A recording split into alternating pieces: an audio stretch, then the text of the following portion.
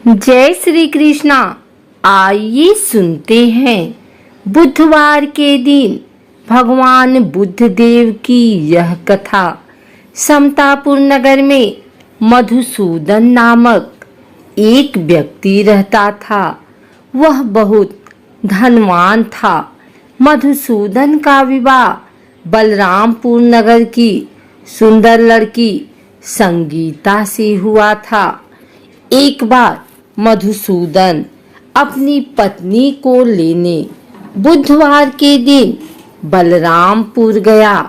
मधुसूदन ने पत्नी के माता पिता से संगीता को विदा कराने के लिए कहा।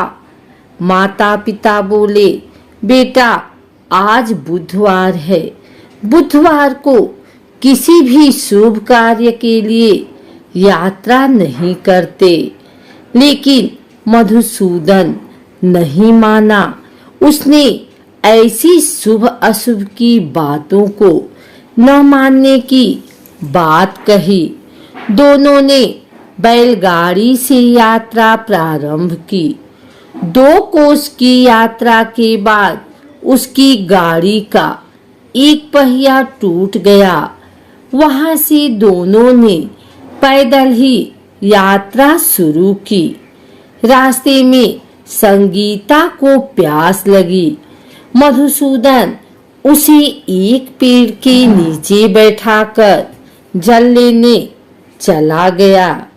थोड़ी देर बाद जब मधुसूदन कहीं से जल लेकर वापस आया तो वह बुरी तरह हैरान हो उठा, क्योंकि उसकी पत्नी के पास उसकी ही शक्ल सूरत का एक दूसरा व्यक्ति बैठा था।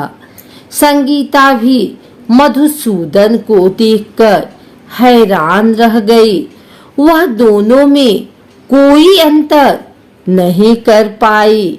मधुसूदन ने उस व्यक्ति से पूछा, तुम कौन हो और मेरी पत्नी के साथ क्यों बैठे हो?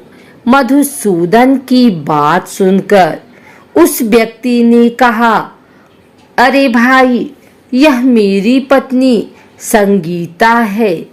मैं अपनी पत्नी को ससुराल से विदा करा कर लाया हूँ। लेकिन तुम कौन हो जो मुझसे ऐसा प्रश्न कर रहे हो? मधुसूदन ने कहा, तुम जरूर कोई चोर या ठग हो। यह मेरी पत्नी संगीता है। मैं इसे पेड़ के नीचे बैठाकर जल लेने गया था। इस पर उस व्यक्ति ने कहा, अरे भाई, झूठ तो तुम बोल रहे हो। संगीता को प्यास लगने पर जल लेने तो मैं गया था। मैंने तो जल लाकर अपनी पत्नी को पिला भी दिया। अब तुम चुपचाप यहाँ से चलते बनो, नहीं तो किसी सिपाही को बुलाकर तुम्हें पकड़वा दूंगा। दोनों एक दूसरे से लड़ने लगे। उन्हें लड़ते देख बहुत से लोग वहां एकत्र हो गए। नगर के कुछ सिपाही भी वहां आ गए। सिपाही उन दोनों को पकड़कर राजा के पास ले गए। सारी कहानी सुनकर राजा भी कोई निर्णय नहीं कर पाया। संगीता भी उन दोनों में से अपने वास्तविक पति को कहीं नहीं पहचान पा रही थी। राजा ने दोनों को कारागार में डाल देने के लिए कहा। राजा के फैसले पर असली मधुसूदन भयभीत हो उठा। तभी आकाशवाणी हुई, मधुसूदन, तूने संगीता के माता पिता की बात नहीं मानी और बुधवार के दिन अपने ससुराल से प्रस्थान किया। यह सब भगवान बुद्ध देव के प्रकोप से हो रहा है। मधुसूदन ने भगवान बुद्ध देव से प्रार्थना की कि हे भगवान बुद्धदेव, मुझे क्षमा कर दीजिए, मुझसे बहुत बड़ी गलती हुई। भविष्य में अब कभी बुधवार के दिन यात्रा नहीं करूंगा और सदैव बुधवार को आपका व्रत किया करूंगा। मधुसूदन के प्रार्थना करने से भगवान बुद्धदेव ने उसे क्षमा कर दिया। तभी दूसरा व्यक्ति राजा के सामने से गायब हो गया। राजा और दूसरे लोग इस चमत्कार को देख हैरान हो गए। भगवान बुद्धदेव की इस अनुकंपा से राजा ने मधुसूदन और उसकी पत्नी को सम्मान पूर्वक विदा किया। कुछ दूर चलने पर रास्ते में उन्हें बैलगाड़ी मिल गई। बैलगाड़ी का टूटा हुआ पहिया भी जुड़ा हुआ था। दोनों उसमें बैठकर समतापुर की ओर चल दिए।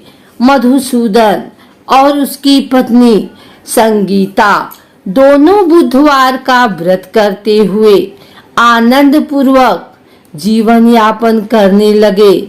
इस तरह भगवान बुद्धदेव की कृपा से उनके यहाँ खुशियां बरसने लगी।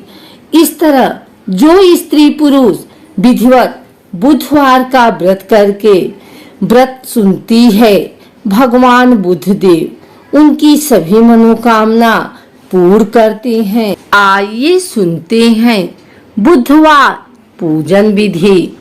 पौराणिक मान्यता के अनुसार बुधवार के व्रत का आरंभ विशाखा नक्षत्र युक्त बुधवार को करना चाहिए और इसके बाद लगातार 7 बुधवार तक व्रत करना चाहिए। व्रत शुरू करने से पहले गणेश जी सहित 9 ग्रह पूजन करना भी जरूरी माना जाता है। व्रत के दौरान में भागवत महापुराण का पाठ भी करवाया जा सकता है। इसके अलावा शुक्ल पक्ष के पहले बुधवार से भी बुधवार का व्रत करना शुभ माना जाता है। प्रातः काल उठें। नित्य क्रिया से निपटने के पश्चात स्नान आदि से स्वच्छ होकर भगवान बुद्ध की पूजा करनी चाहिए। व्रती हरे रंग की माला या वस्त्रों का प्रयोग करे तो उत्तम रहता है। यदि पूजा के लिए भगवान बुद्ध की प्रतिमा न मिले तो भगवान शिव शंकर की प्रतिमा के निकट भी पूजा की जा सकती है। दिन भर के व्रत के पश्चात शाम को भी पूजा करनी चाहिए और केवल एक समय भोजन करना चाहिए। व्रत में हरे रंग के वस्त्र, फूल या सब्जी आदि दान करने चाहिए। इस दिन एक समय दही, मूंग दाल का हलवा या फिर हरी वस्तु से बनी चीजों का सेवन करना चाहिए। कहते विधि विधान से अगर इस व्रत को किया जाए तो जीवन में सुख शांति रहती है और घर धन धान्य से भरे रहते हैं। माता लक्ष्मी भी व्रती की मनोकामनाएं पूर्ण करती हैं।